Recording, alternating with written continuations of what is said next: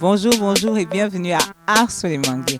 Alors cet après-midi, sous le manguier s'est déplacé encore une fois, on va recevoir un Hervé et c'est Hervé Youmbi. Bonjour Hervé. Bonjour à vous. C'est un plaisir d'être à l'ombre du manguier aujourd'hui avec vous. Alors Hervé, c'est beaucoup pour moi, hein, Hervé, c'est plusieurs casquettes, mais c'est des casquettes qu'on ne connaît pas forcément. Tu vas devoir commencer par nous dire qui est Hervé Youmbi. Hervé Youmbi est un artiste plasticien de nationalité camerounaise, né à Bangui il y a de cela une quarantaine d'années.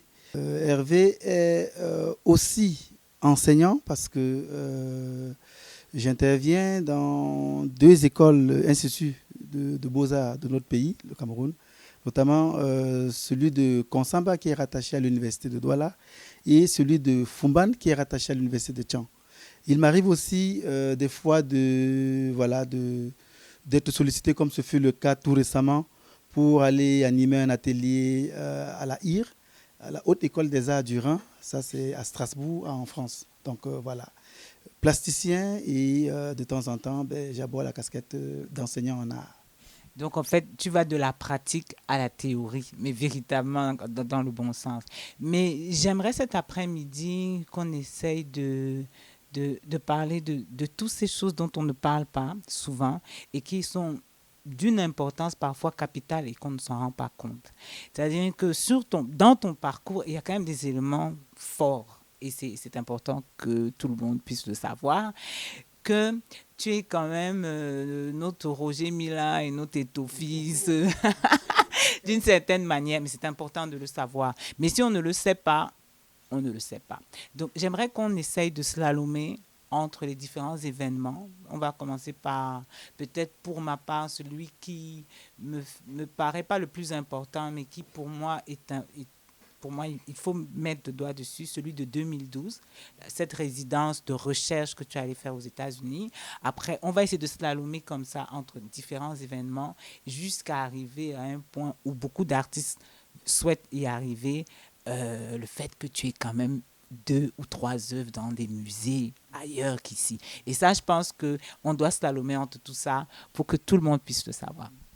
Déjà, c'est un peu difficile de prononcer le nom d'immenses talents tels que Roger Mila, Samuel Eto'o, me concernant dans le champ de l'art plastique, lorsqu'on sait qu'il y a des mastodontes comme Barthélemy Togo, Pascal Martin Taillou, qui sont là. Disons que ce sont des aînés qui ont déjà un parcours énorme, un parcours à applaudir, un parcours que nous espérons nous aussi pouvoir obtenir. C'est un plaisir d'avoir cru dans un premier temps à ce qui est pour moi à la fois une passion et un métier. J'avoue que lorsque je commençais, c'était avec beaucoup de difficultés parce que maman ne voulait pas du tout entendre parler de cette casquette d'artiste dans la maison. Pour elle, comme pour bon nombre de parents chez nous, hein, c'est un métier de voyou, c'est un métier qui ne permet pas de nourrir son homme, c'est un métier qui n'est pas à prendre en considération. Et donc, je crois qu'aujourd'hui, elle a fini par comprendre et elle est le fan numéro un. Il a fallu du temps, ça c'est clair, parce que j'ai commencé très tôt,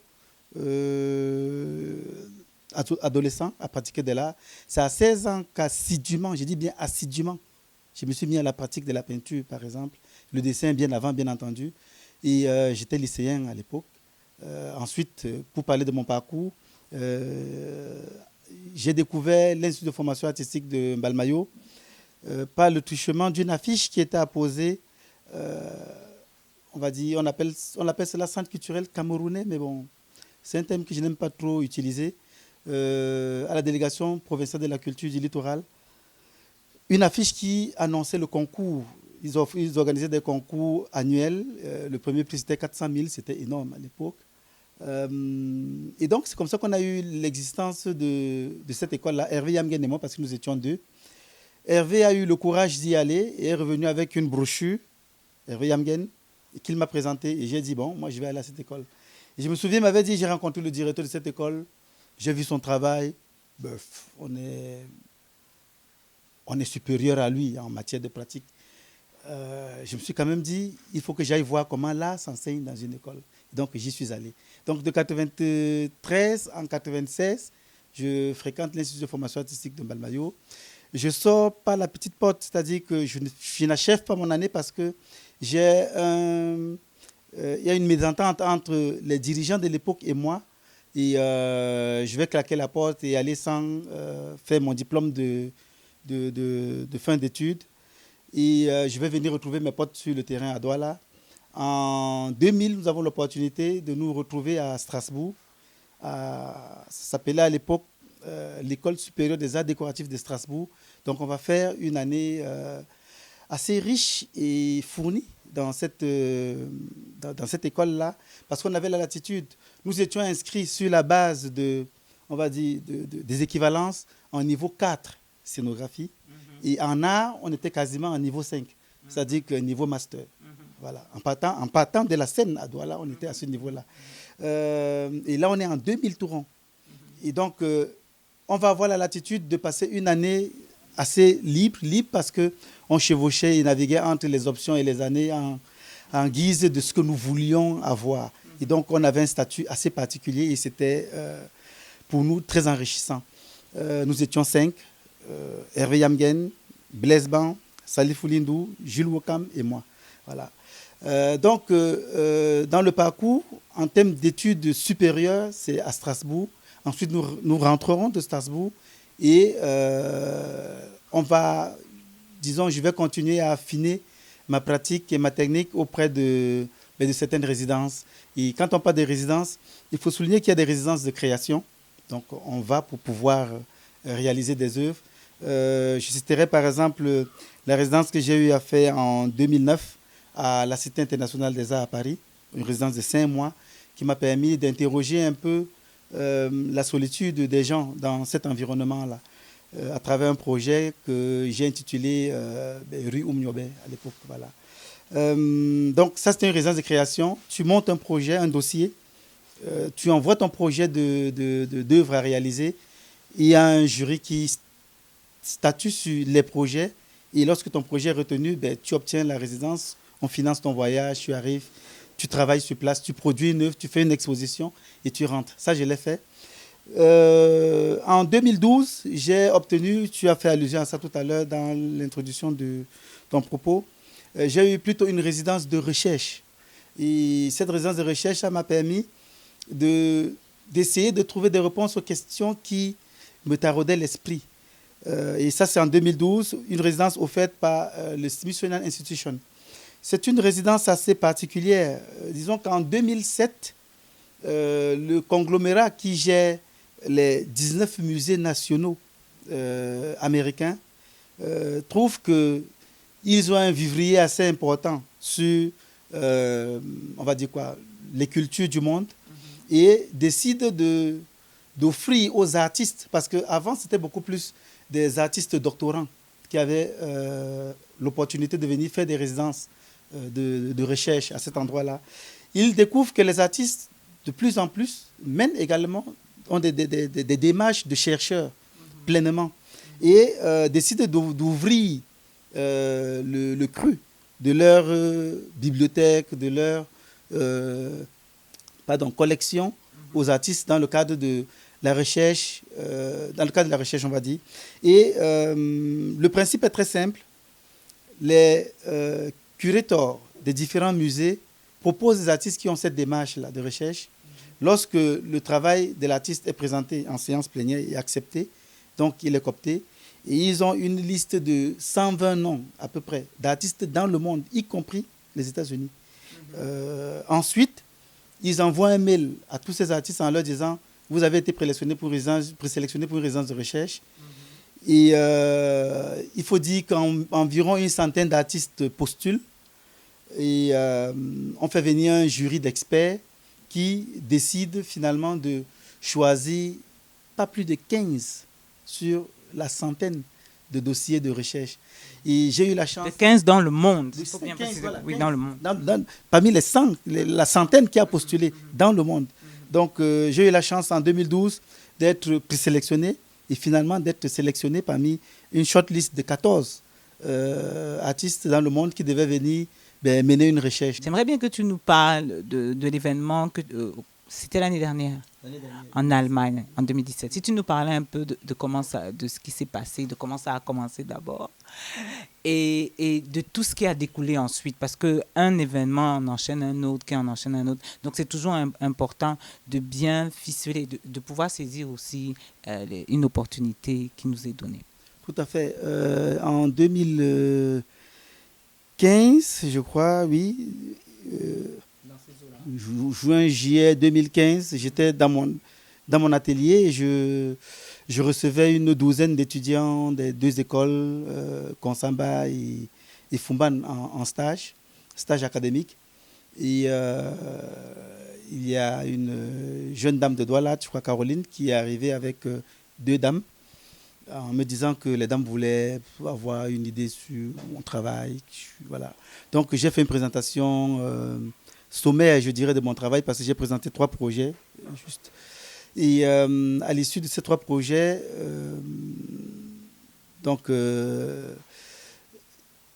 la dame, l'allemande, qui était commissaire, parce qu'elle s'est présentée après, de but en blanc, elle n'avait pas dit qui elle était, elle n'avait pas décliné son identité. Donc elle m'a avoué qu'elle appréciait énormément le fait que dans mes projets, je pensais toujours au lieu. Donc j'intégrais le lieu dans lequel l'œuvre devait être érigée dans la conception de l'œuvre. Et elle trouvait que c'était intéressant d'avoir ce dialogue-là entre l'œuvre et le lieu dans lequel le lieu qu'il va habiter. Voilà. Et sur ce, elle m'a révélé qu'elle était Peter Brita, elle s'appelle, qu'elle est l'une des 3 commissaires du Münster Sculpture Project. Il faut dire que le Münster Sculpture Project, c'est un événement majeur en termes d'événements dans le champ de l'art plastique. C'est avec la Documenta de Cassel et la Biennale de Venise, ce qu'on appelle un peu la Coupe du Monde dans le cadre de l'art plastique. Et c'est toujours un plaisir, un honneur pour un artiste d'arriver à cette tribune-là, parce que c'est une tribune de référence. Voilà.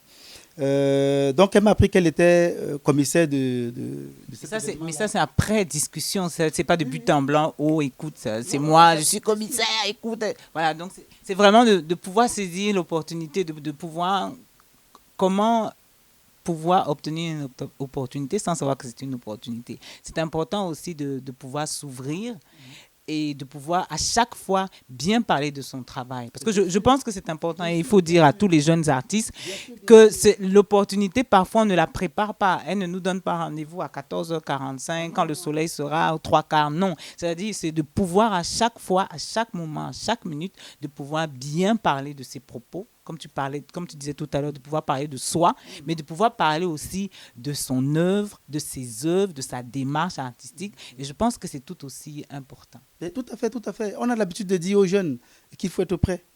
Mais c'est ça, être prêt. C'est-à-dire être prêt, c'est être capable de présenter son travail dans toutes les circonstances. Si on te donne 5 minutes, en 5 minutes, il faut que tu puisses dire le meilleur de ce que tu fais. Il faut avoir des présentations montées, apprêtées. Voilà. C'est pourquoi ça a été efficace. C'est-à-dire, je lui ai présenté 3 projets. Je ne suis pas allé au-delà parce qu'en fait, j'étais dans une phase assez... une phase de suivi, de structuration des idées, des travaux des étudiants, et c'est une phase qui est assez laborieuse, elle n'est pas facile. Donc, j'ai accepté de la recevoir parce que c'est toujours un plaisir d'échanger avec des gens avec lesquels on peut discuter art. Sinon, j'aurais dit, je ne suis pas disponible, qu'il fallait passer une autre fois. Donc, voilà, j'ai accepté de la rencontrer. Et aussi parce que j'étais prêt. J'avais des dossiers déjà montés de ces 3 projets. Le projet a été présenté de manière simple, limpide et fluide. Et je crois qu'à travers la présentation, qui n'a pas fait 20 minutes, elle a tout de suite compris de quoi est-ce qu'il s'agissait. Elle a compris qu'il y avait peut-être aussi un intérêt dans mon travail. C'est pourquoi j'ai eu la possibilité de me retrouver à Münster après. Parce qu'il faut dire que quand elle passe, elle fait la rencontre des artistes. Ensuite, elle va faire sa shortlist des personnes qu'elle juge être intéressantes. Elle va aller présenter ses travaux aux autres commissaires, parce qu'elle n'était pas seule.